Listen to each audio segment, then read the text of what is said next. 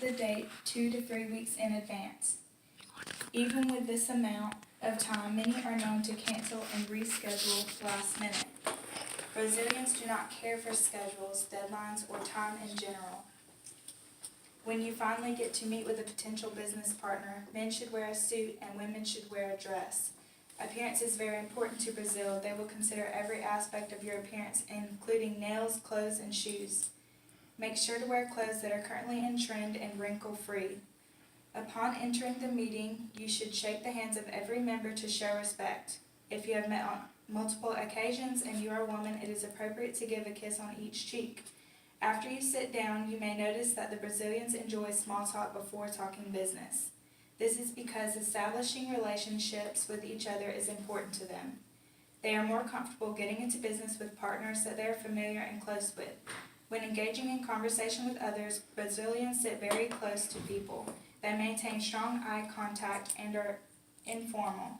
Although most Brazilians are fluent in the English language, it is important to make a copy of the business papers and cards in Portuguese, because that is their main language of business. Another thing to be mindful of is your body language.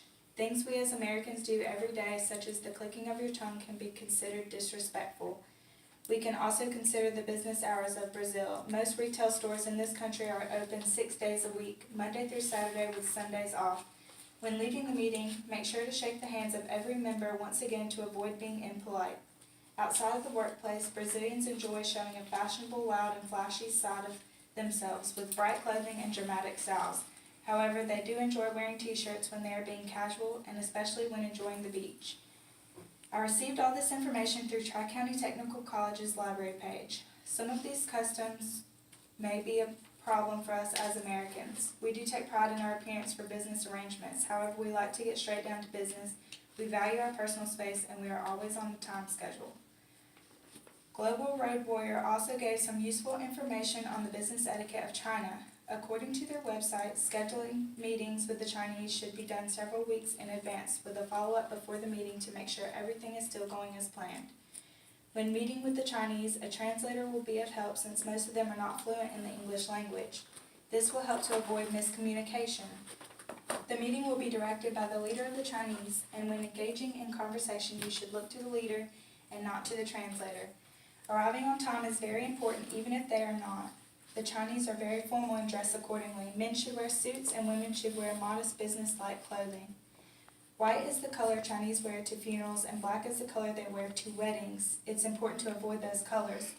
Upon entering the meeting, you should shake hands with the potential partners or bow as a sign of respect. You should also provide business cards to the Chinese with the translation facing frontwards and hand it to them using both hands. When they reciprocate their business cards, it is rude to sit the card down or put it away. You should look over the card before doing so. The Chinese culture also prefers to build relationships with potential business partners. They will engage in small talk, but it will be formal and should remain that way. Even if you are not talking business, they are still considering you for the opportunity. Most likely you will be invited to dinner, and saying yes is crucial to avoid being rude. They will want to have dinner to help build the relationship. During most conversations with the Chinese, they will sit close to your personal space, and backing up is seen as disrespectful. You should also avoid prolonged direct eye contact, as that is seen as disrespectful. It can be useful to note that Chinese retail stores' normal business days are 7 days a week. This will give customers the opportunity to purchase our product on any day that they wish, which results in more sales. In China, during casual settings, the people will wear jeans and tennis shoes, but wearing short-sleeved shirts is frowned upon. I received this information through the Tri-County Technical College's library page. Getting into business with the Chinese could prove difficult for Americans. As stated earlier, we appreciate personal space and like to get down to business. There are also several aspects that many Americans' personalities possess that may appear rude and disrespectful to their culture. It is very important to be up to date with their values and qualities, because one wrong move or look can be viewed as disrespectful and you can lose their business. Here is Tia with our final conclusion. Thank you, Kayla. Now that you've heard everything there is to know about both countries, we've come to the conclusion that Brazil will be better fit for our business to expand to. Brazil is a country where the population is always dressed in spring and summer clothing, so adding a t-shirt business should have no problem flourishing in the country.